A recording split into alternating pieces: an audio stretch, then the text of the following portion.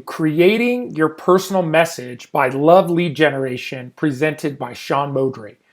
This is about creating a message that your clientele is attracted to. So you're not chasing people, you're attracting the people that resonate with your message.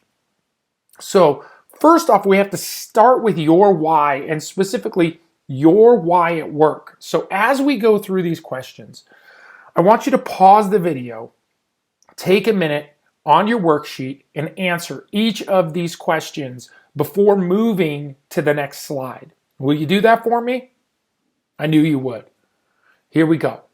So what activities at work can you do for hours and hours without feeling tired? Or another way to word that is, what about what you do the most that you enjoy the most? Second question, what about your work do you think about the most? What interests you about your work? What do you lay in bed thinking about? How can you improve your work? Do you think about your customers and how they're feeling? Do you think about how they are appreciating their house, or how they think about the transaction? What do you think about most of the time? And lastly is, what part of your work do you do that makes the largest impact in relationship to the energy you spend? Now, impact, I mean this by within your values about why you're selling real estate or why you're doing what you're doing. Are you doing it because you want to earn money? Are you doing it because you like to help people? Are you doing it to gain influence? Whatever the reason is that you're doing it, be honest with yourself about the reason. What is it that you do that makes the largest impact in relationship to the energy spent? Now, I want to make one specific caveat. You're operating a business. Businesses eat revenue. That's what a business survives on, is the revenue that it eats every day. So make sure that part of your impact is not just influence or likes on your Facebook. You know, one of my favorite quotes is you can't eat likes, okay? So take that in consideration when you're answering this question.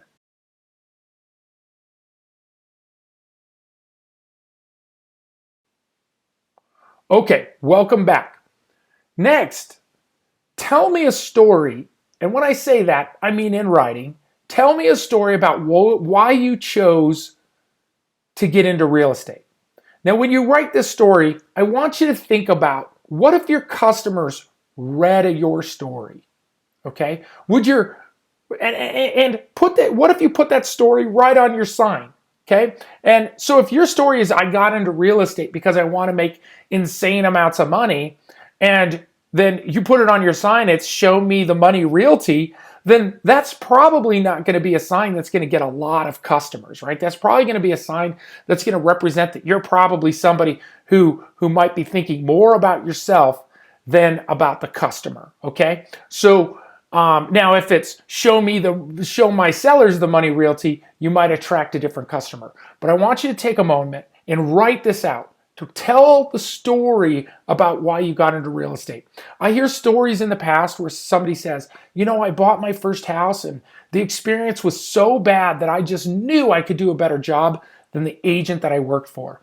Or somebody else says, you know, I got into real estate because I bought a house and I just loved my real estate agent so much, and they did such a great job that I thought I would love to have their job. I'd love to do what they do every day. And that's why they got into real estate. Write the story, an emotional story about why you got into real estate, and imagine your customers are going to read it. Imagine it's on your sign. Imagine it's on your listing presentations. Take a moment now before moving to the next slide and write that story.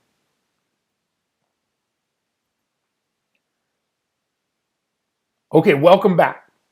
Next, we're going to talk about your customers' wants and your customers' fears, right? What do they want and what do they fear?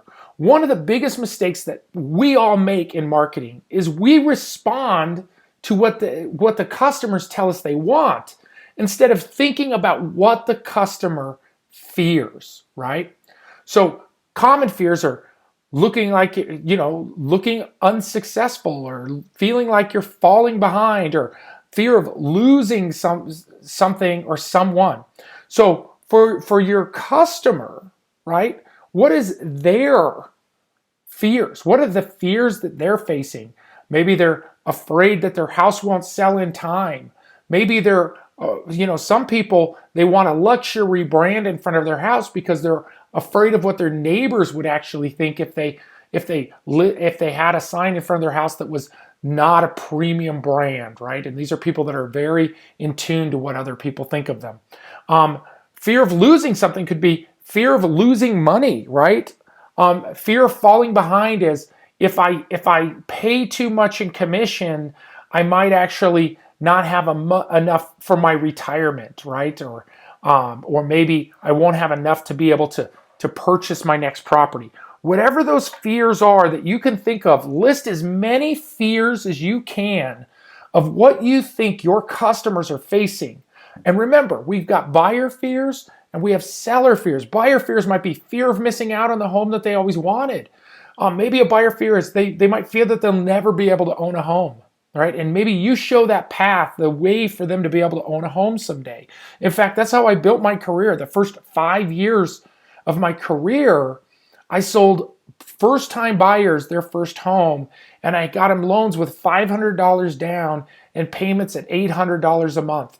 Now, this was a long time ago, but I sold 72 homes my first year because I solved a fear for people, which is they felt like they'd never have the opportunity to buy, and I found the solution for them. So write down the fears right now. Take a moment, list as many fears as you can that your customers, your buyers, and your sellers, your target audience thinks about most of the time.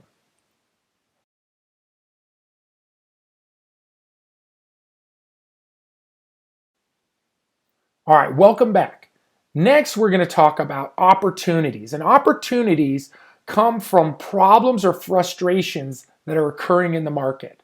So challenges in the market could be access to financing. Challenges in the market could be the way real estate agents respond to buyers, right? So a buyer might call and the response rate's super low and the buyers are frustrated. So what are the problems or frustration that our customers or your potential customers are having? List this for both your buyers and your sellers, okay? Do that exercise now.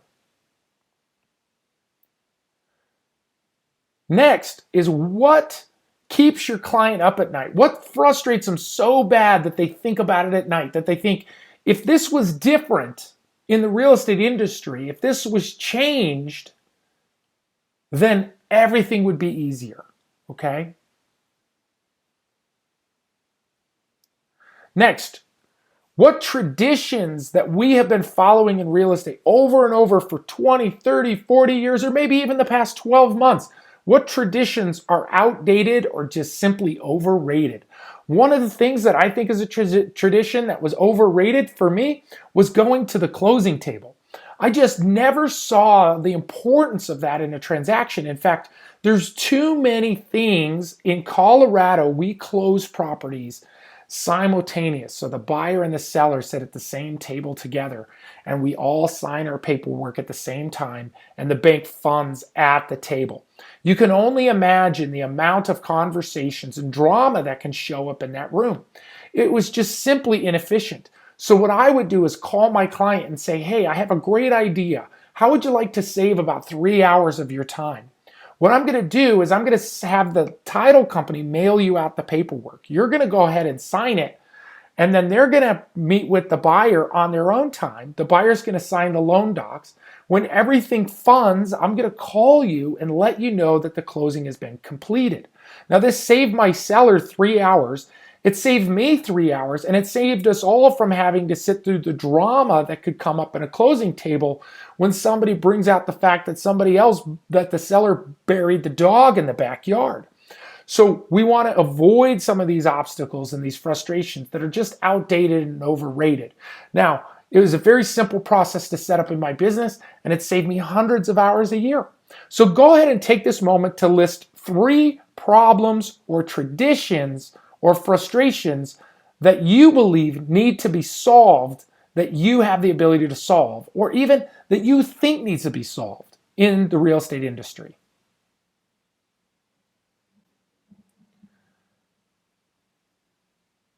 Okay, welcome back. Next up, I want you to list how you believe you can solve these problems, okay? How do you think that you can solve these problems with the skills and the knowledge that you have right now, okay? If you don't have the skills and knowledge, what other industries have already solved similar issues, right? What other industries have already solved this problem in a different way that you could bring forth into our industry and adapt that into your business to be a leader in the industry, to bring something forth, okay? And then lastly is, how can you generate revenue by solving these problems? Now, the reason I add this question is one of the biggest mistakes people make is they think that cutting costs solves problems. Cutting costs only solves problems if you can increase revenue substantially. The problem is if you're willing to cut your cost $1, somebody else is probably willing to cut it $1.50, and then somebody else is willing to cut it $2, and then somebody else is willing to cut it to $2.50, and so it's a race to the bottom. So I'd rather you focus on value that you can bring instead of cutting costs, okay? Because cutting costs can be a chase to the bottom. Now, if you are excited and you're like, the founder of Walmart, and you find that cutting costs is going to be your differentiator, then you need to figure out how other industries have solved cutting costs without sacrificing customer service, because that is the trend that most people, or the mistake most people make, is they cut costs, sacrifice customer service in exchange for costs, and then they end up with unhappy or dissatisfied customers and a lack of referrals. And people will say, I would have paid more if I knew that the service was this bad. Now, if you've ever eaten out at restaurants, I'm sure you've experienced this, as have I. So take a minute and answer these questions on your worksheet.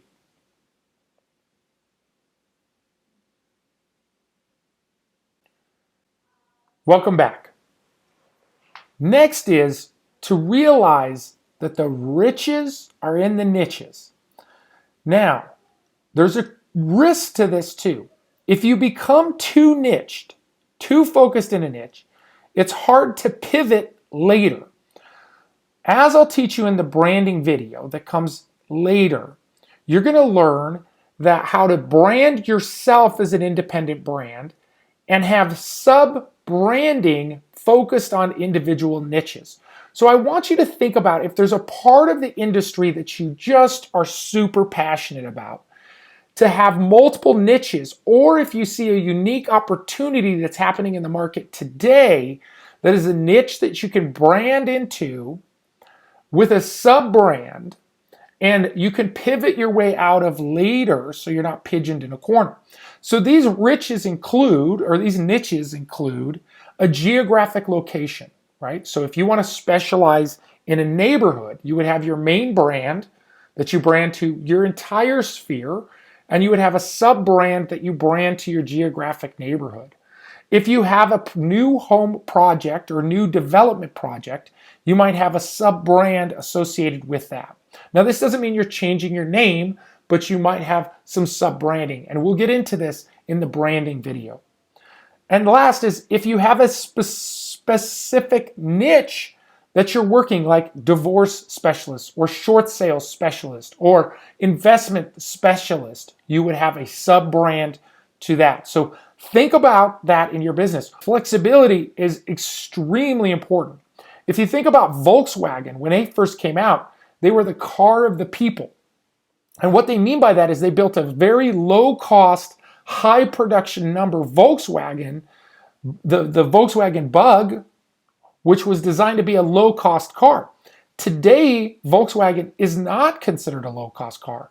It's considered a more moderate to high end vehicle in relationship to the cars that are available on the market today. Berkshire Hathaway, many people don't know this, made clothes, and Berkshire Hathaway failed, the original company failed, and Warren Buffett, who had purchased Berkshire Hathaway, pivoted the company into other niches. Nintendo, people don't realize this, has been around for over 100 years. The company has been around, and it started off as a playing card company, a playing deck card company like playing cards in Japan. They also owned a taxi service and restaurants and all kinds of different businesses over the years. As we know them today as a tech giant for video games, they pivoted throughout the years. And just like with your niche in real estate, you might need to pivot that niche as the market changes or fluctuates. So you always want to maintain your main brand and think about pivoting your niches. So I'm a proponent of you selecting a niche that you are also known for within the industry and add that to your messaging.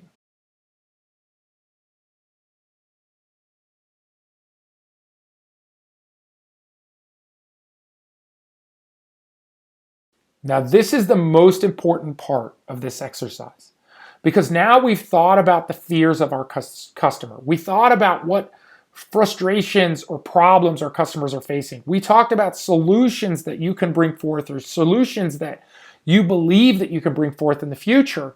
And now we want to talk about you. And the way we want to do this is we want to position you from a place of who you are becoming, not who you are now, right? There's a saying called be, do, have. And first you have to believe, right? You have to believe you can do it. Then you do the activities, and then you have the things that you want to have. See, it's not have first, and then you do the actions, and then you become. And it's not do the actions, and then you'll have things, and then you'll become. You have to believe and become first in order to do the right actions, in order to have the things you want to have. So who do you need to become is going to be written in this next exercise. So I want you to take 10 to 15 minutes to finish this exercise. So imagine 3 to 5 years from today, your local newspaper wrote an article about you. What would you want them to say about you? What accomplishments would you have had?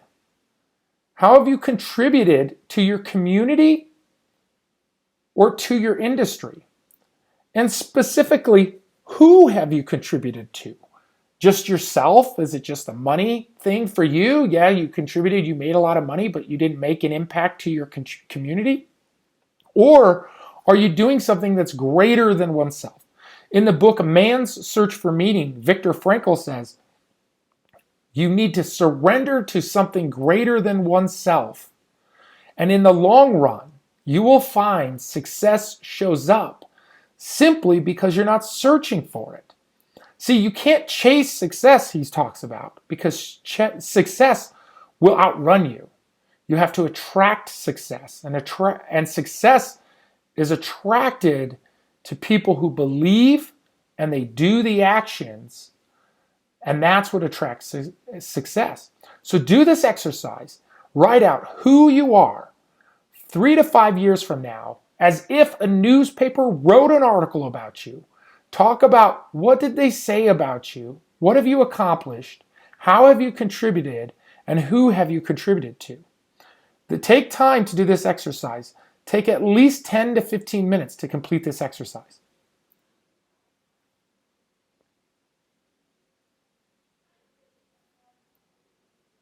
Now you have your messaging. You have an understanding of your niche. You know the problems that you can solve. You know the things that you care about. I want you to take some time, about 3 to 5 minutes, and write out 1 to 3 sentences that tell somebody quickly who you are and why you decide to get into real estate and how you're going to impact the industry. I'll give you an example. Hi, my name's Sean Modry. I started real estate when I was 21 years old. I got in because I loved investing in real estate, and I saw real estate as an opportunity to build wealth. My goal is to help educate my customers how to build wealth through real estate. Okay? That's a very simple thing. It could be on the back of a business card. It could be on my sign in front of the yard. It could be on my listing presentation. It could be on my buyer's presentation. It's clear messaging to the customer who I am, what I do, and what I want for them.